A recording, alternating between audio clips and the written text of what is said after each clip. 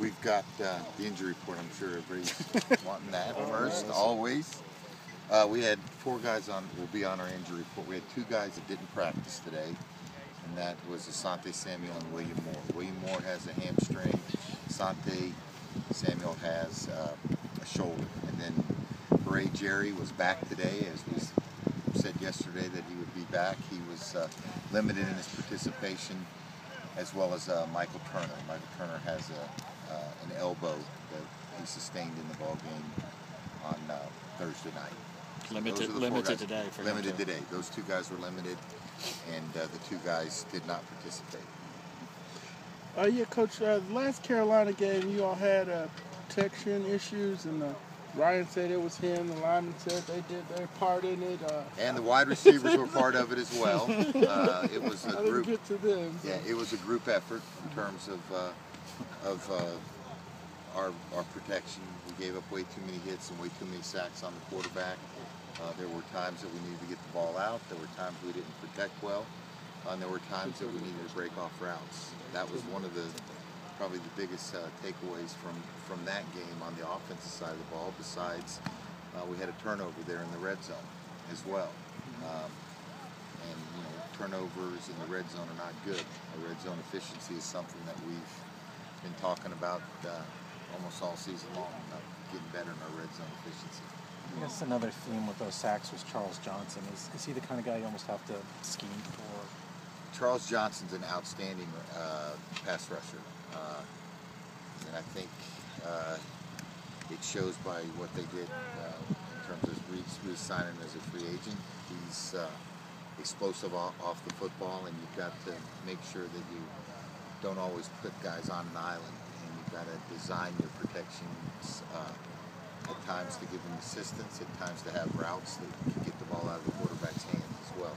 The other guy's not too bad either. I think he's got 8 sacks. I think Hardy's got 8, and Johnson's got 8.5. So both of those guys have been very productive. We've noticed, and they've done some things differently in their sub package, where they're moving Hardy down inside. He's rushing over the offensive guard, and they brought in Alexander, the rookie defensive end from Oklahoma. So it's a little different configuration than what we saw in game 4 at the end of the season. That game kind of was a turning point, really. You could almost say for both teams. I mean, you guys pull one out and have kind of made a habit of that, and they kind of went the other way. It seems since that contest. I don't know if it was a turning point. I think it was the first time that we really had to show our resiliency at the end of the ball game. We didn't play our best game, obviously, and we haven't even talked about what they were able to do on the offensive side. They ran the ball effectively. The quarterback had a long run early in the ball game which got their yardage, and there was probably one other explosive run in the ball game that did not give us the type of day we wanted to have. And that's kind of been a theme for us throughout the season, is giving up those explosive runs. And you can't do that because this team can create explosives, not only in the run game, but the pass game as well. And I think the pass game gets set up by the run game off of their play action. Is there anything, reason makeup of your team has allowed y'all to win so many of these close games? I know you say I don't worry about style points, and that's kind of driven home as well. But what has allowed this team to be so resilient?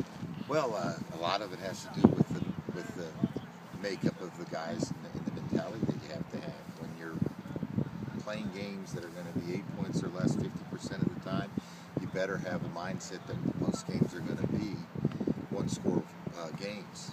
We work on that situationally all through training camp, put the guys in different situations, and I think they're very aware of how we want to attack it. I think they're very aware of the situations of timeouts, how many scores we need.